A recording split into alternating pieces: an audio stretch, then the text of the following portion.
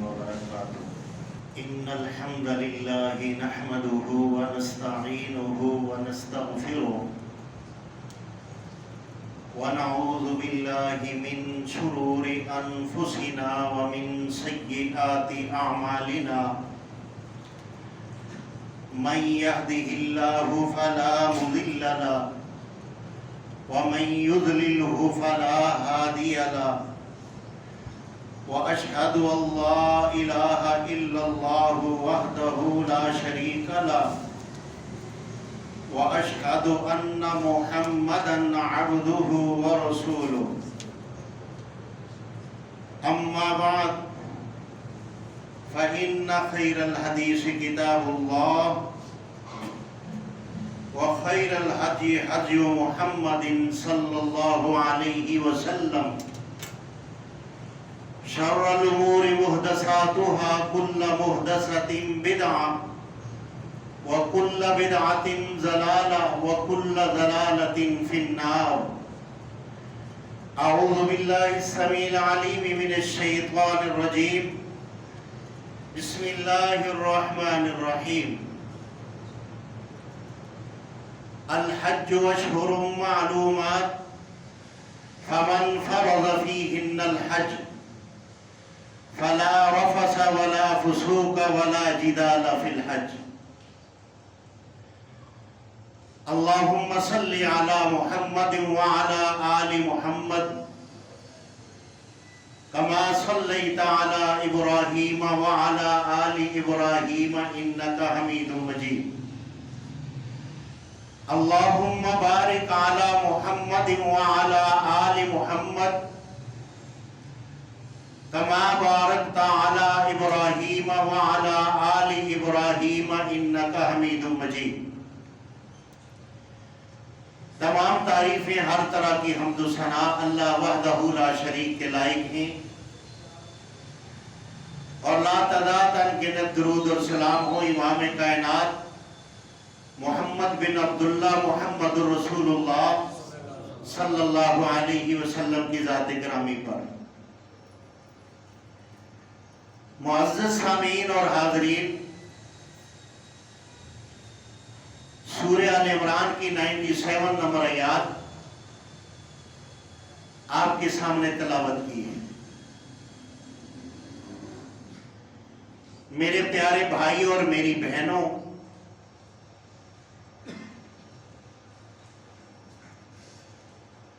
آپ کو جیسا علم ہے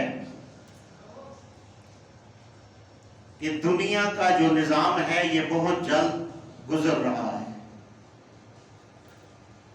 ایک وقت تھا اسی مسجد کے اندر ہم روزے کی حالت میں تھے، پھر عید الفطر ہم نے پڑھی اللہ کی توفیق سے، اور آج اتنا جلدی گزر کر ہم عید الاضحیٰ کے قریب پہنچ آئے ہیں. اسی طریقے پر ہم دن بدن گھڑی بگھڑی سیکنڈ ب سیکنڈ ہم موت کے قریب ہو رہے ہیں. اللہ رب العالمین نے اپنے بندوں کی بخشش کے لیے جہاں رمضان کا ذکر کیا تھا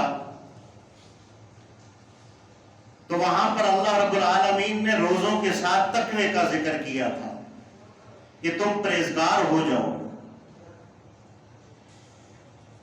اسی طرح اللہ رب العالمین نے حج بیت اللہ کے لیے تقوی اور پرہیزگاری کا ذکر فرمایا. فرشتوں نے اللہ رب العالمین سے فرمایا کہ یہ جو ابن آدم ہے، مخلوق ہے، دنیا پر یہ فساد کرے گی، گناہ کرے گی. تو اللہ رب العالمین نے فرمایا میں دنیا پر ایک ایسا گھر تعمیر کروں گا، وہ اس گھر کے لیے سفر کریں گے تو میں اپنی رحمت سے ان کے گناہوں کو معاف فرما دوں گا. میرے بھائیوں، حج جو ہے، حج کا سفر جو ہے ہمیں 3 4 5 باتوں کا حکم دے رہا ہے. وہ 3 4 5 باتیں یعنی فلسفہ حج آپ کے سامنے میں آج رکھنا چاہتا ہوں کہ وہ ہمیں کیا مقصد بتا رہا ہے۔ امام بخاری رحمہ اللہ پہلی جلد کے اندر ایک حدیث کو لے کر آتے ہیں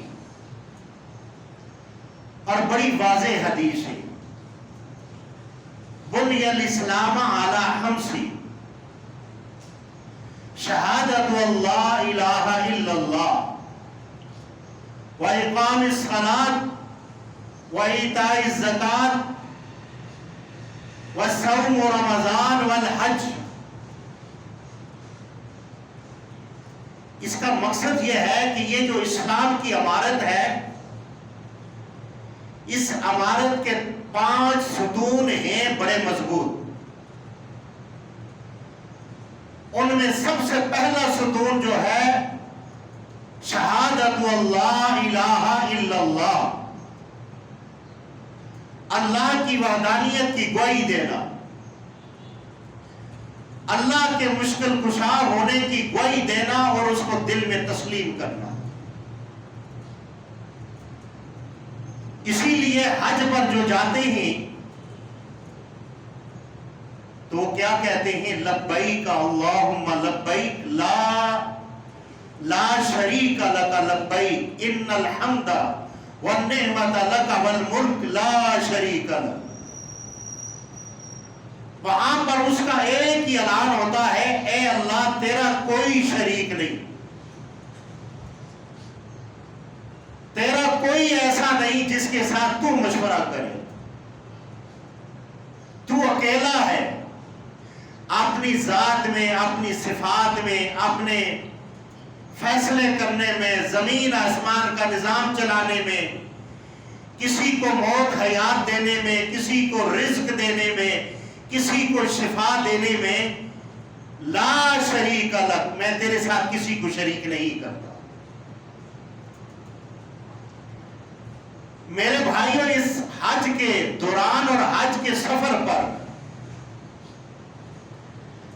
اللہ رب العالمین کا جو سب سے پہلا مقصود ہے کہ وہ بندہ دنیا کا انکار کر کے صرف ایک اللہ کی ذات کا وہ اقرار کر لے کہ معبود صرف اللہ ہے اور معبود عابد جو ہے وہ محمد رسول اللہ صلی اللہ علیہ وسلم۔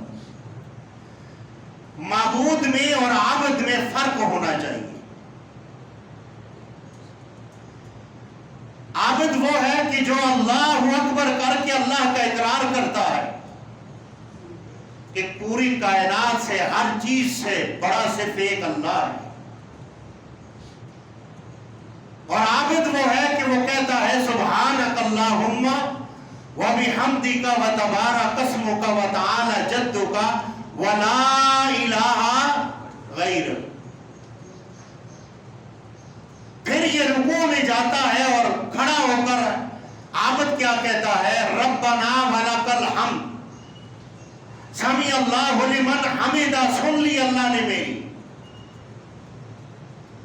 تو میرے بھائیوں، عابد میں اور معبود میں فرق یہ ہے کہ عابد اپنی عاجزی اور انکساری کا اللہ کے ہاں وہ اقرار کرتا ہے، اور اللہ جو ہے اس کی عاجزی، اس کی ہر ایک چیز کا اللہ جو ہے وہ مالک ہے، اور اللہ رب العالمین اس پوری کائنات کے نظام کو چلا رہا ہے۔ اب حج کیا ہے؟ سب سے پہلے 2-3 آپ مسئلے سن لیں۔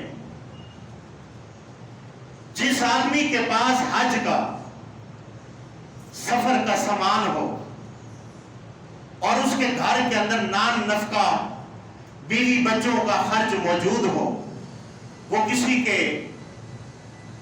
مجبور نہ ہو، اور اس کے پاس حج کا سامان بھی ہو اور وہاں کا ٹکٹ بھی ہو، وہاں کے اخراجات بھی ہو، یہ اس آدمی پر حج فرض ہے۔ اور حج کے 3-4 مہینے ہیں، شوال، ذی القعدہ اور ذی الحج۔ شوال کے اندر بھی ایک آدمی اگر کی نیت سے جاتا ہے تو وہ احرام باندھ سکتا ہے اور حج پر وہ جا سکتا ہے. اسی طرح ذوالقعدہ کے اندر میرے پیارے بھائیوں، آج ہمارے آگے حج کرنے میں رکاوٹ کیا چیزیں ہیں؟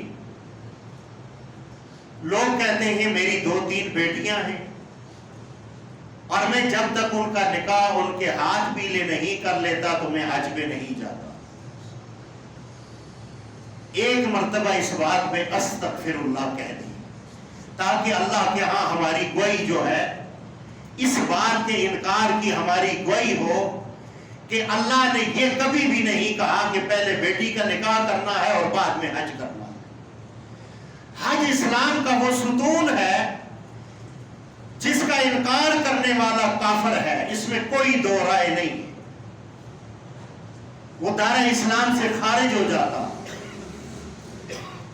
ہاں اس کے اندر غفلت برتنے والا وہ گناہگار ہے، لیکن اللہ کا قرض جو ہے اس کے ذمہ ہے، مرنے کے بعد بھی اس پر وہ قرض باقی رہے گا.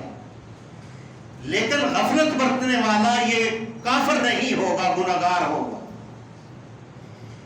اسی طرح نماز جو ہے یہ دین کا ستون ہے، اس کا انکار کرنے والا دائرہ اسلام سے خارج ہے، اس میں غفلت برتنے والا گناہگار ہے، اور مسلسل برتنے والا وہ کفر کی حدوں تک پہنچ جاتا ہے. من ترک الصلاۃ متعمدا فقد کفر او کما قال علیہ الصلاۃ والسلام. اسی طریقے پر رمضان جو ہے یہ اسلام کا ستون ہے، اس کا انکار کرنے والا دائرہ اسلام سے خارج ہے، اس میں غفلت برتنے والا یہ گناہگار ہے، اور مسلسل گناہگار جو ہے یہ بھی کفر کی حد تک پہنچ جاتا ہے. حج کے آگے رکاوٹ کرنے کہ میری بیٹیوں کی شادی ہے یا میں نے مکان بنانا ہے، یہ چونکہ چنانچہ میں آتا ہے، یہ شریعت کے مسئلے میں نہیں آتا. یہ اس نے اپنی طرف سے مسئلے گھڑ لیے ہیں جو حج کا ان الفاظ کے اندر انکار کرتا ہے. جو آدمی حج کے لیے نکلتا ہے، اللہ رب العالمین گھر سے نکلنے کے ساتھ گھر میں واپس آنے تک یہ اللہ کا مہمان ہے، اور اگر اس راستے کے اندر اس کی موت آ گئی تو اللہ رب العالمین اس کو شہادت کی موت عطا فرماتا ہے. اگر اس کا عقیدہ درست ہوا، کسی کا اس کے ذمہ حق اور مال نہ ہوا، تو یہ ایسے جنت میں جائے گا جیسے ماں کے پیٹ سے پیدا ہونے کے ساتھ ہی بچہ فوت ہو جاتا ہے اور جنت میں چلے جاتا ہے. اسی لیے اس کو برکت والا گھر کہا گیا ہے.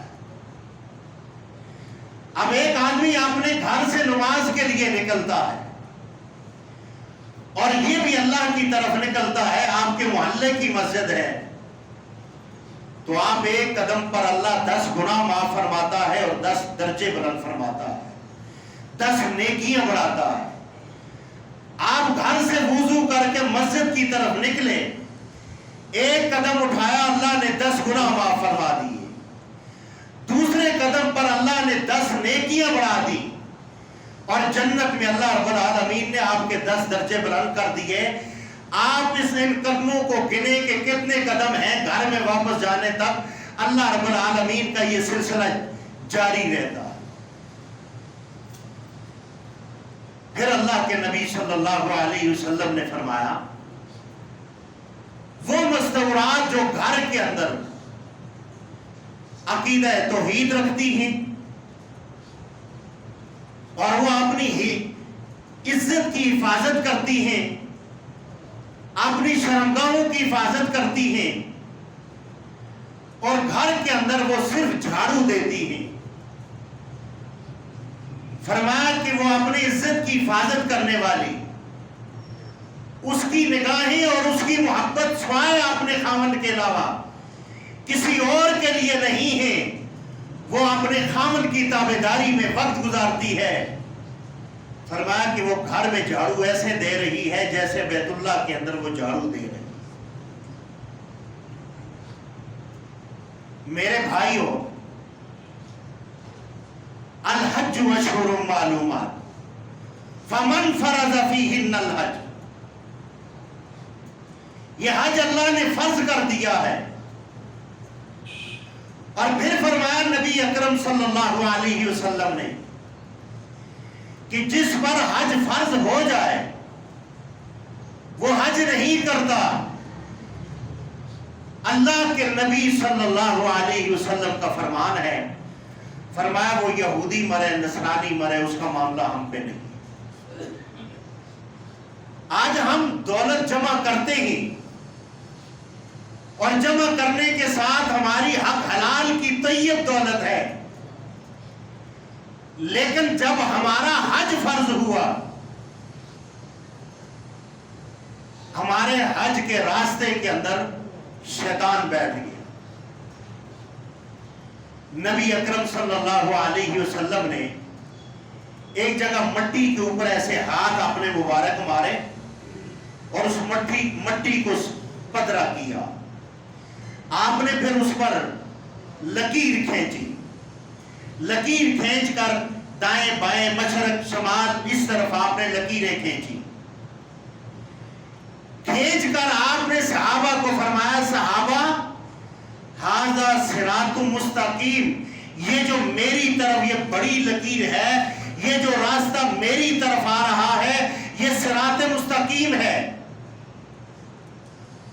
پھر فرمایا اس راستے کے اندر شیطان بیٹھ جائے گا اور وہ لوگوں کو ورگلا کر مشرق اور مغرب کی لائنوں پہ چڑھا دے گا. یہ کچومڑ والا ہے، جیسے وہ گھر کے اندر وہ کیا پکتا ہے، وہ جو مکس ہوتا ہے، یہ وہ والے راستے ہی، کھچڑی. یہ راستہ میرا نہیں ہے، شیطان ان کو روکے گا. لیکن ھذا صراط مستقیم، یہ جو میری طرف راستہ آ رہا ہے یہ صراط مستقیم ہے اور یہی راستہ کامیابی والا ہے اور میری امت کے لیے یہ کامیابی کا راستہ ہے. آج اس راستے کے اندر شیطان بیٹھ گیا. بیٹھنے کے بعد کچھ موم بتی مافیا سامنے آ گئی جن کو لبرل کہا جاتا ہے. ان عورتوں کو جن کو اسلام نے وہ عزت اور عظمت عطا فرمائی، اگر ماں ہے تو بیٹے کی اور بیٹی کی جنت، الجنت تحت امہات. اللہ کے نبی صلی اللہ علیہ وسلم نے فرمایا کہ ماں ہے تو اس کی پاؤں کے نیچے اللہ نے جنت کو رکھ دیا. یہ اسلام نے اس کو مقام عطا فرمایا ہے. اگر بیٹی ہے تو باپ جتنی عظمت والا ہو، فرمایا یہ بیٹی اپنی باپ کے لیے رحمت ہے. یہ عورت جب کھڑی ہو گئی اسلام کے مقابلے میں، آج کیا کہتے ہیں کہ جی یہ قربانی کرنے کا کیا مقصد ہے، حج کرنے کا کیا مقصد ہے، حج کے پیسے جو ہے کسی غریب غربا کو دیے جائیں. اب ان کو حج کی جب باری آئی تو وہاں پر یہ لبرل ٹائپ کے لوگ سامنے آگے لوگوں کا برین واش کرنے لگ گئے کہ جی حج میں جانے سے پہلے پڑوس کے اوپر جو ہے تو آٹے کی بوری تھیلی ڈال دے تو یہی حج ہے. آپ ایک مرتبہ کہیں استغفر اللہ. میرے بھائیو یہ ساری باتیں اللہ کے گھر سے روکنے والی ہیں. من بنا للہ مسجدا بنى اللہ لہ بیتا فی الجنہ. اللہ نے اس کائنات کے اندر اس گھر کو بنانے کے لیے اگلے کو آپشن یہ دیا ہے، جو یہ گھر بنائے گا اس کا گھر میں جنت میں نعیم البدل اس سے عظیم میں محل تیار کروں گا. اور آج لوگ کیا کہتے ہیں کہ جی اگر مسجد کے اندر سیمنٹ یا قالین دی جائے تو بہتر یہ ہے کہ کسی کو غریب کو آٹے کی تھیلی دی جائے اور مسجد میں جو ہے سیمنٹ کی بوری یا پنکھا یا اے سی لگانا ہو یا کوئی اور معاملات ہو تو یہ بعد میں کیا جائے. میرے بھائیوں وہ آٹے کی تھیلی زکوٰۃ سے صدقے سے دی جائے. مسجد کے اندر زکوٰۃ اور صدقہ نہیں لگتا، یہ علیحدہ ایکسٹرا عبادت ہے جو اللہ اس کو قبول فرماتا ہے. پھر جو قربانی کے لیے جانور ذبح کیے جاتے ہیں، 10 ذی الحج کو اللہ رب العالمین کے ہاں آپ احد پہاڑ کے برابر آپ سونا جو ہے صدقہ کر دیں۔ احد پہاڑ کتنا بڑا ہے؟ صدقہ یا 1 کلو سونا 2 کروڑ 2.5 کروڑ کا بنتا ہے۔ 1 کلو سونا آپ اللہ کے راستے میں 10 ذی الحج کو آپ صدقہ کر دیں، میرے رب العالمین کو اتنا وہ پسند نہیں ہے جتنا 30,000 روپے کی ایک بکری کو اللہ کے راستے میں عقیدہ توحید کے ساتھ ذبح کیا جاتا ہے، اس 1 کلو سونے سے اللہ کو وہ زیادہ عزیز۔ تو ہمیں چاہیے کہ ہم لبرل ٹائپ لوگوں سے بچ کر ہم اسلام کی نشو و نما کے لیے کام کریں، کہو انشاءاللہ۔ پھر یہ جو حج کا فلسفہ ہے، یہ ہمیں 3-4 باتیں جو ہے اس کا ہمیں سبق دے رہا ہے۔ وہ 3-4 باتیں کیا ہیں؟ آپ ان کو ذرا سمجھنا۔ حضرت حاجرہ رضی اللہ تعالی عنہما، ان کو وفات ہوئے کتنا عرصہ گزرا ہوگا،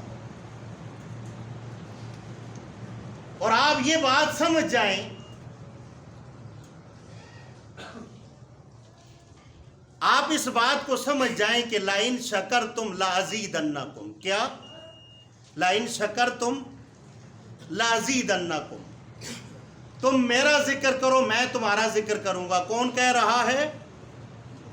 آپ جواب دیں، آپ توجہ فرمائیں۔ کون کہہ رہا ہے؟ اللہ کہہ رہا ہے۔ لَإِن شَكَرْتُمْ لَأَزِيدَنَّكُمْ، میرا رب کہہ رہا ہے تم میرا شکر ادا کرو میں تمہارا ذکر کروں گا، تم میرا ذکر کرو میں تمہارا ذکر کروں گا۔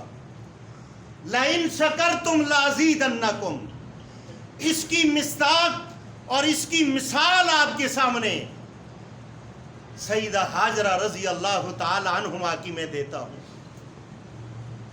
جب آپ کو ذی زرع عند بیتک المحرم وہاں پر چھوڑا، حضرت اسماعیل علیہ السلام کی پیدائش ہوئی، اور آپ وہاں پر ذکر کر رہی ہیں ان الصفا والمروہ من شعائر اللہ۔ بڑی اہم آپ کو میں یہاں پہ نقطہ بتانے لگا ہوں۔ لَإِن شَكَرْتُمْ لَأَزِيدَنَّكُمْ، تم میرا شکر ادا کرو۔ اللہ کیا کہتا ہے؟ میں تمہارا شکر ادا کروں گا۔ حضرت حاجرہ نے وہ کن الفاظ میں میرے رب کا ذکر کیا ہے، میرے رب کو پکارا ہے، اور میرے رب العالمین نے اس ذکر کو اور حاجرہ کے ان قدموں کو اسلام کا حصہ بنا کر فرما دیا کہ یہاں پیغمبر بھی آئیں گے تو حاجرہ وہ آپ کی سنت کو ادا فرمائیں گے۔ لَإِن شَكَرْتُمْ لَأَزِيدَنَّكُمْ، حاجرہ نے ایسی اللہ کا ذکر ادا کیا کہ قیامت تک اگر صحابہ بھی یہاں پر حج اور عمرہ کرنے آئیں گے تو وہ کیا حج کرنے آئیں گے تو وہ کیا کریں گے؟ ان الصفا والمروہ من شعائر اللہ، وہ ماں حاجرہ کی سنت کو زندہ کریں گے۔ کائنات کا پیغمبر محمد رسول اللہ صلی اللہ علیہ وسلم آپ بھی حج کریں گے تو ماں جی حاجرہ کی سنت کو آپ بجا لائیں گے۔ لَإِن شَكَرْتُمْ لَأَزِيدَنَّكُمْ، حاجرہ نے کیسے رب کو پکارا اور کیسے اللہ کا ذکر کیا۔ اللہ نے حاجرہ کے اس ذکر کو پابند بنا کر پوری کائنات کے لوگوں کے لیے اللہ نے اس کو مثال بنا دیا کہ یہاں کوئی اگر کوئی وقت کا ابدال آئے گا، کوئی اتقیہ آئے گا، کوئی شیخ الحدیث آئے گا، کوئی وقت کا اویس کرنی اللہ کا ولی آئے گا تو حاجرہ مجھے میری ربوبیت کی قسم ہے میں تیری اس سنت کو ان کے لیے میں پابند بنا دوں گا کہ وہ ان الصفا والمروہ جب تک یہ نہیں کریں گے میں ان کا حج ہی قبول نہیں کروں گا۔ اب فلسفہ حج کے اندر اللہ رب العالمین مجھے اور آپ کو کیا چیز بتا رہا ہے؟ اللہ ہمیں یہ سمجھا رہا ہے کہ وہاں پر جو آدمی اپنی ماں کا گستاخ ہے، جب وہ جاتا ہے وہاں پر تو ہاجرہ کی سنت کو دیکھ لے، ہاجرہ کی سنت کے ساتھ جو وہاں قدم لگے اللہ کے نبی صلی اللہ علیہ وسلم نے، اور اللہ نے ان کے لیے وہ سنت بنا دیا ہے۔ اور ایک ماں کا گستاخ اگر وہاں جا کر حج کرتا ہے تو وہ قدم بھی ان سے سوال کرتے ہیں کہ تو یہاں حج کرنے آیا ہے یا کیا کرنے آیا ہے۔ ایسے ایسے تاریخ کے اندر واقعات بیان ہیں، اگر ان کو پڑھا جائے حج کے اوپر جانے والوں کے لیے کہ 24 حج کیے، آواز غیبی یہ آئی کہ تیرا حج قبول نہیں کیا جاتا۔ کیوں؟ کہ تو نے اپنے ماں باپ کو ستایا ہے، تیرے حج کی اللہ کو ضرورت نہیں۔ یہ جو واقعہ ہے ان الصفا والمروہ من شعائر اللہ، فرمایا یہ ماں اپنی والدہ کی جو ہے عزت اور اکرام کرنے کا یہ سبق حج ہمیں دیتا ہے کہ اپنے والدین کی گستاخی نہیں کرنی۔ پھر وقت بڑا شارٹ ہے، انشاءاللہ آئندہ جمعے پر بات کریں گے۔ پھر آگے جب اسماعیل علیہ السلام بڑے ہوئے، اس سے پہلے بیت اللہ کی تعمیر کی گئی، اور بیت اللہ کی جب تعمیر کی اور جہاں پر حضرت ابراہیم علیہ السلام کھڑے ہوئے، اللہ رب العالمین نے اس مقام کو بھی حج کے رکن کے اندر ایک رکن بنا دیا اور فرما دیا صراط الذین انعمت علیہم۔ یہ صراط الذین انعمت علیہم، اس کا مقصد یہ ہے کہ تم اپنے نیک بندوں کی سنت پر چلو۔ وہ نیک بندے کون ہیں؟ حضرت ابراہیم علیہ السلام ہیں اور حضرت ہاجرہ رضی اللہ تعالی عنہما ہیں۔ آپ ان کے سنت پر چلو، اللہ تمہارے حج کو قبول فرما دے۔ میرے بھائیوں، پھر آپ اسی چیز کو دیکھ لیں، بیت اللہ جب تعمیر ہو جاتا ہے تو ابراہیم علیہ السلام کیا کہتے ہیں؟ ربنا وابعث فیہم رسولا من انفسہم، اے اللہ انہی کے اندر سے ایک وہ رسول بھیج جس کا تو نے وعدہ کیا ہے۔ بیت اللہ میں نے بنا دیا ہے، اس بیت اللہ کو آباد کرنے والے مکین ہوتے ہیں۔ گھر تو بنا دیا لیکن گھر والے گھر کو آباد کرتے ہیں۔ پھر جب ابراہیم علیہ السلام کی باری آئی تو یہاں پر ان بچوں کے لیے اللہ نے ہمیں یہاں ایک سبق دیا ہے، اس اولاد کے لیے سبق دیا ہے جو اولاد آج 15ویں صدی کے اندر اپنے والدین کا دل دکھاتے ہیں، اپنے والدین کے سامنے وہ کھڑے ہو جاتے ہیں اور اپنے والدین کی عزت نہیں کرتے، اور اپنے والدین کو یہ بات کرتے ہیں ابا جی بوڑھے ہو گئے نے، ابا جی نو کوئی سمجھ ہی نہیں ہے۔ اور میرے بھائی ابراہیم علیہ السلام بوڑھے ہو گئے ہیں، خواب کے اندر دیکھا کہ میں اپنے بیٹے کو ذبح کر رہا ہوں اللہ کے راستے میں۔ یہ مجھے بھی اور آپ کو بھی اور اس اولاد کو یہ سبق ہے۔ جو یہ کہتے ہیں کہ ابا جی کو سمجھ نہیں آتی، وہ ایک مرتبہ یہ کہہ دیں استغفر اللہ۔ میرے بھائیوں، جب لے کر گئے ذبح کرنے کے لیے، ابراہیم علیہ السلام نے اپنے بیٹے سے پوچھا کہ بیٹا میں تجھے اللہ کے راستے میں ذبح کر رہا ہوں، تیرا کیا حکم ہے، تیرا کیا آرڈر ہے؟ فرمایا ابا جان مجھے لے کر جاؤ، ذبح کرو، جو اللہ نے حکم دیا ہے اس کو بجا لاؤ، میرے ہاتھ اور پاؤں کو باندھ لینا اور اپنی آنکھوں پہ پٹی بھی باندھ لینا، جلدی کر دو۔ جب لے کر گئے، حج کے اندر ایک کنکریاں مارنے والا ہے، اور اس حج کے مقام کے اندر جو کنکریاں ماری جاتی ہیں، یہاں سبق یہ ہے کہ جب آپ کسی چیز کو پانے کے لیے آگے بڑھتے ہیں تو آپ کے راستے کے اندر جو چیز رکاوٹ آ جائے اس رکاوٹ کو ختم کر دو۔ کیا کر دو؟ رکاوٹ کو ختم کر دو۔ ابراہیم علیہ السلام نے وہاں شیطان پر کنکریاں ماری، اور کنکریاں مار کر ہمیں یہ سبق دیا کہ اللہ کے راستے میں جب نکلو تو تم نے کیا کرنا ہے، جو رکاوٹ تمہارے سامنے آئے اس رکاوٹ کو ختم کر دو۔ اب یہ شیطان کی کنکریاں مجھے اور آپ کو بہت بڑا سبق دیتی ہیں۔ یہ خالی حاجیوں کے لیے نہیں ہے، حج کا فلسفہ ایک یہ ہے، وَاعْتَصِمُوا بِحَبْلِ اللَّهِ جَمِيعًا۔ وہاں پر اگر سوڈانی جاتا ہے یا بنگلہ دیشی جاتا ہے یا دنیا کے جس کونے سے بھی جاتا ہے، زبان کو نہیں سمجھتے، بات اور الفاظ ان کی زبان پر ایک ہی ہے، لبیک اللہم، ذرا آپ بھی پڑھیں، لبیک اللہم لبیک۔ یہ ہمیں فلسفہ یہ دیتا ہے، کالا ہے، گورا ہے، عربی ہے، عجمی ہے، غریب ہے، بادشاہ ہے، یہ ایک ہی صدا لگاتے ہیں، ایک ہی صف میں کھڑے ہو گے، محمود اور ریاض، نہ کوئی بندہ رہا نہ بندہ نواز۔ یہاں پر کوئی بندہ نوازنے والا نہیں ہے۔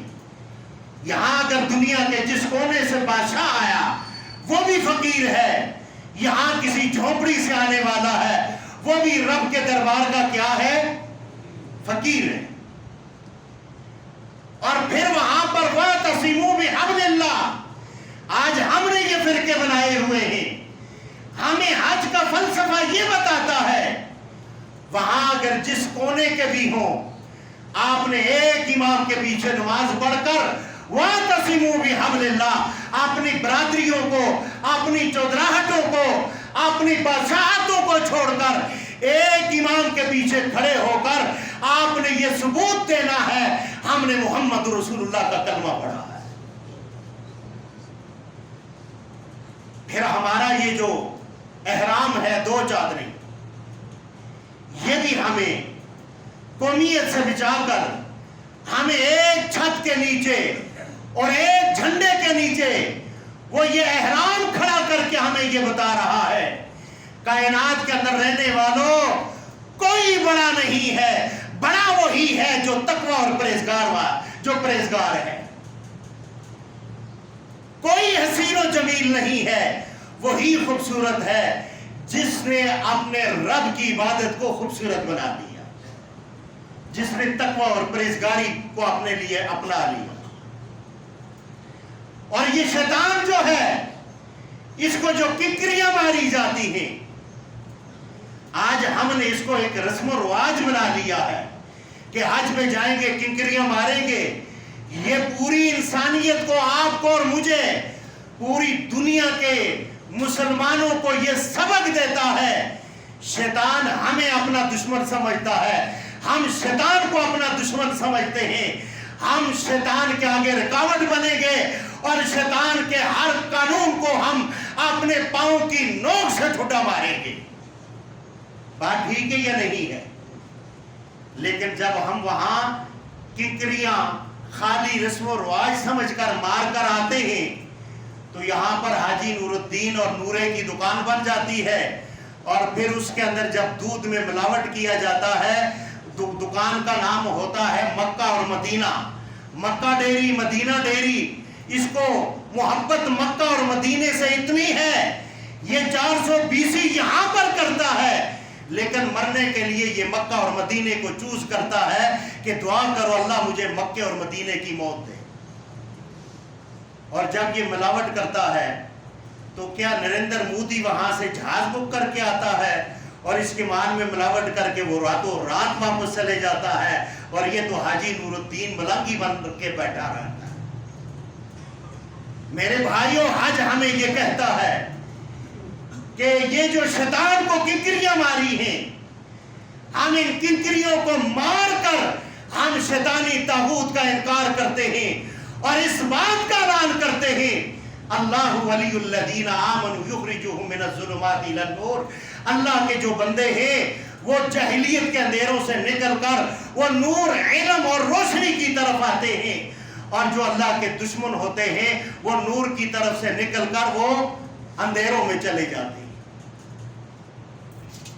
پھر ہمیں یہ حج کا فلسفہ یہ بتاتا ہے کہ آپ جو ہے تو بھائی بھائی ہیں، المسلم اخو المسلم، تم ایک دوسرے کے خیر خواہ ہو اور بھائی ہو، لا یظلمو، تم کسی پر ظلم نہیں کر سکتے۔ پھر اسلام نے یہ آپشن دیا ہے، اگر تمہارے ساتھ کوئی ظلم کرتا ہے تو اسلام نے یہاں تک کہا ہے اگر تمہارے ساتھ ظلم ہوا ہے، اس نے ظلم کیا ہے، تم نے اللہ کے لیے معاف کیا ہے، تو میرا رب العالمین فرماتا ہے اس کو جنت کے اندر محل کی گارنٹی اللہ کے نبی نے عطا فرمائی۔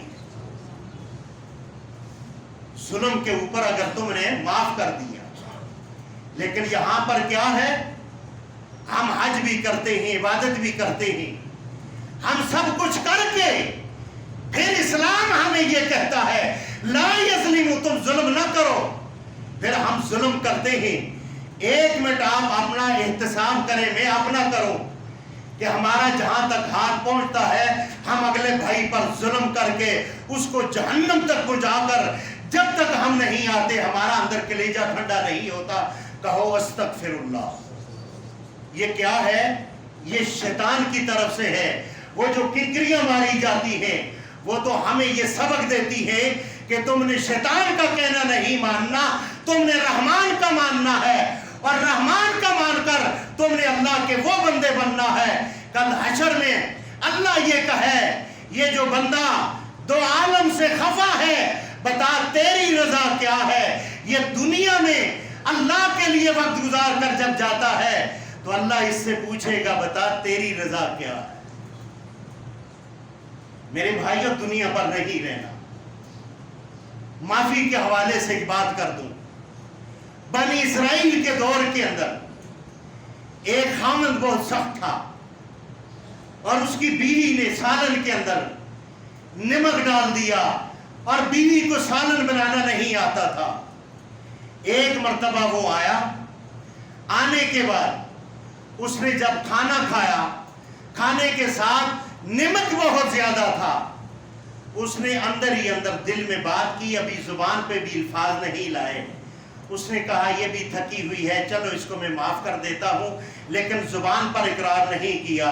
اللہ رب العالمین نے اس وقت کے پیغمبر کو خواب میں لا کر اس کا جنت کا منظر بتایا ہے اور فرمایا کہ یہ بخشش جو ہوئی ہے اس نے گھر کے اندر اپنی بیوی کو معاف کیا ہے اور اپنے زبان سے بھی لفظ استعمال نہیں کیے، خالی اس کے دل کے اندر ارادہ تھا معافی کا۔ اللہ نے اس کو معاف فرما دیا، اس وجہ سے اس نے میری بندی کو معاف فرمایا۔ آج ذرا دیکھیں، لا یظلمو، ہم حاجی نمازی اور مسجد کی پہلی صف کے نمازی بھی بنتے ہیں، ہمارے ہاتھ میں تسبیح بھی ہوتی ہے، ہم صدقہ خیرات اپنے مکان کے باہر ہم غریبوں کی لائنیں لگا کر ہم لوگوں کو بتاتے ہیں حاجی صاحب بڑا صدقہ دیتے ہیں۔ مجھے یہ بتائیں کہ کیا ہم کون سے نمبر کے ہم مسلمان ہیں؟ لا یظلمو، جب ہم ظلم کرتے ہیں ہم معافی نہیں دیتے،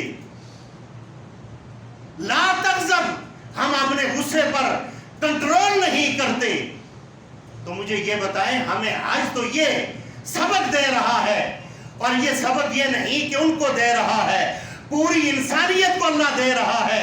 اور اللہ رب العالمین نے اپنے بندوں کو معاف کرنے کے لیے یہ بھی فرمایا ہے کہ تم اپنے والدین کا چہرہ آپ ثواب کی نیت سے دیکھ لو، محبت کی نیت سے دیکھ لو، اللہ تمہیں حج جیسا ثواب عطا فرما دے گا۔ آج ہم اپنے والدین کی بے عزتی کرتے ہیں، اپنے کمرے میں ایسی لگاتے ہیں اور والدین بوڑھے ہیں، اور یہ اولاد جو ہے، یہ اولاد کروڑوں کے بنگلوں میں رہنے والی، اپنے والد کا کمایا ہوا بنگلہ، یہ اولاد اپنے والد کو جو ہے ایسی لگا کر نہیں دیتی، اپنی بیوی کو یہ ایسی لگا کر دیتے ہیں۔ مجھے یہ بتائیں، یہ حج کے لیے جب جاتے ہیں وہاں پر تو والدین کی عزت کا مقام ہے، ان الصفا والمروہ من شعائر اللہ، اور کیونکہ حضرت اسماعیل علیہ السلام نے اپنے والد کی تابعداری کی، اف تک نہیں کہا۔ ابراہیم علیہ السلام کو تب اللہ نے خلیل اللہ بنا دیا۔ میرے بھائیوں، ہمیں بھی چاہیے کہ ہم اپنے والدین کی عزت کریں۔ آپ انشاءاللہ یہ وعدہ کر کے جاؤ کہ آپ اپنے بوڑھے والدین کی عزت کریں گے، کہو انشاءاللہ۔ اپنے والدین کے سامنے ہاتھ جوڑ کر کھڑے ہو جاؤ، اور یاد رکھ لو جو اپنے والدین کے سامنے ننگا ہو گیا اور اپنے والدین کے سامنے جس نے اپنی عزت کو عزت نہ سمجھا، کچھ نہ سمجھا، اپنے والدین کے سامنے جس نے زیرو سمجھ لیا، رب العالمین کا فرمان یہ ہے، اللہ نے اس شخص کی جوتیوں کو پوری دنیا کے لوگوں کے سامنے، لوگوں نے اس کی جوتیاں اٹھائی ہیں، اتنی عزت اللہ نے عطا فرمائی۔ جاؤ اپنے والدین کی عزت تو کرو۔ میں نے وہ بھی دیکھے ہیں جو کروڑوں کی پراپرٹی پر بیٹھ کر، جو آپ اپنے ہاتھ سے حج کرتے ہیں، زکوٰۃ دیتے ہیں، یہی مال آپ کا ہے، اور میں نے اپنی آنکھوں سے ایسے دیکھے ہیں جو اولاد جس کے لیے آپ سب کچھ کرتے ہو، رب کائنات کی قسم میری آنکھوں نے دیکھا، میرے ان کانوں نے سنا کہ اولاد اپنے والد کی بنائی ہوئی پراپرٹی پر، اربوں کی پراپرٹی پر بیٹھی ہوئی، اگر جائے ایک آدمی جا کر کہے آپ کے والد نے میرا 10,000 روپیہ دینا تھا، وہ آپ کو بازو سے پکڑ کر کہے گا آؤ قبر پر جاتے ہیں، وہاں سے تم بھی لے لو اور ہم بھی لے لیتے ہیں، ہمارے والد نے ہمارے لیے کیا چھوڑا ہے، کہو استغفر اللہ۔ اس اولاد پر آپ یہ کر کے جاؤ گے کہ ہمارے پیچھے یہ صدقہ جاریہ بنے گی۔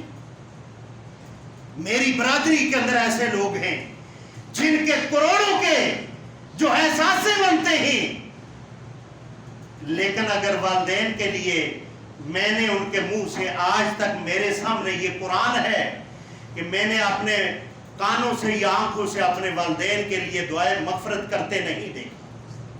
یہ المیہ ہے۔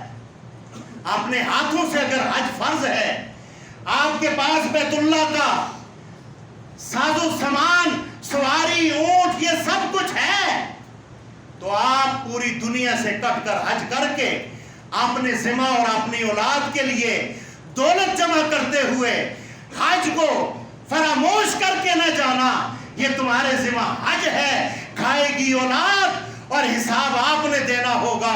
رب کائنات کی قسم، اولاد تو تمہیں تمہارے بعد اس جاگیر میں سے 1 روپیہ صدقہ کرنے کے حق میں نہیں ہوگی۔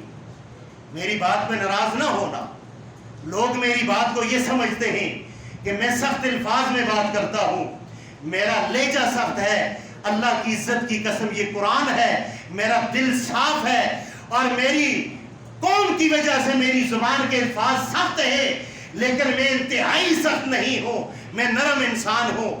اللہ کی قسم میں آپ کو سمجھانے کے لیے، آپ کا دل دکھا کر آپ کی بات کرتا ہوں، جو آپ نے اپنے ہاتھوں سے دیا وہی آپ کے لیے صدقہ جاریہ۔ پھر میرے بھائیوں، الیوم اکملت لکم دینکم واتممت علیکم نعمتی ورضیت لکم الاسلام دینا۔ حج کا جو خطبہ ہے وہ آپ کو یہ سبق دے رہا ہے، ایک ہی احرام کے اندر بیٹھے ہوئے، ایک ہی احرام کے اندر سننے والے، اور ایک دوسرے کی نسل کو نہیں جانتے، زبان کو نہیں سمجھتے۔ اللہ کی شریعت یہ کہہ رہی ہے المسلم اخو المسلم، تم آپس میں بھائی بھائی ہو۔ اگر اسرائیل کا مسلمان ہے، رب کائنات کی قسم میرا دل دکھتا ہے، رحماء بینہم، اس لیے وہ میرا بھائی ہے، اس کے لیے میرے دل میں رحم ہے۔ اگر انڈیا کا مسلمان ہے، آپ بھی تڑپ جائیں گے، میں بھی تڑپ جاؤں گا۔ کیوں؟ قرآن نے کیا کہا ہے؟ رحماء بینہم تراہم رکعا سجدا یبتغون فضلا من اللہ، ان کے دلوں میں رحم ہے ایک دوسرے کے لیے۔ ان کے لیے عالم اسلام کے اندر یہ جتنے بھی بارڈر ہیں یہ حیثیت نہیں رکھتے، اس لیے اسلام کے لیے بارڈروں کی نہیں، یہ دل کی سلطنت اور دل کی بادشاہت ہوتی ہے۔ اور مسلمان اگر امریکہ کا ہے یا اسرائیل کا ہے یا انڈیا کا ہے یا جس کونے کا بھی ہے، کیا ہم آپس میں بھائی بھائی ہیں یا نہیں؟ تو ہمیں یہ سبق ملتا ہے کہ ہم اپنے محلے کے اندر بھی بھائی بھائی بن کر ایک دوسرے کا حال پوچھنے والے بن جائیں. اللہ مجھے بھی اور آپ کو بھی دین اسلام سمجھ کر اس پر عمل کرنے کی توفیق عطا فرمائے. سبحان ربک رب العزت عما یصفون.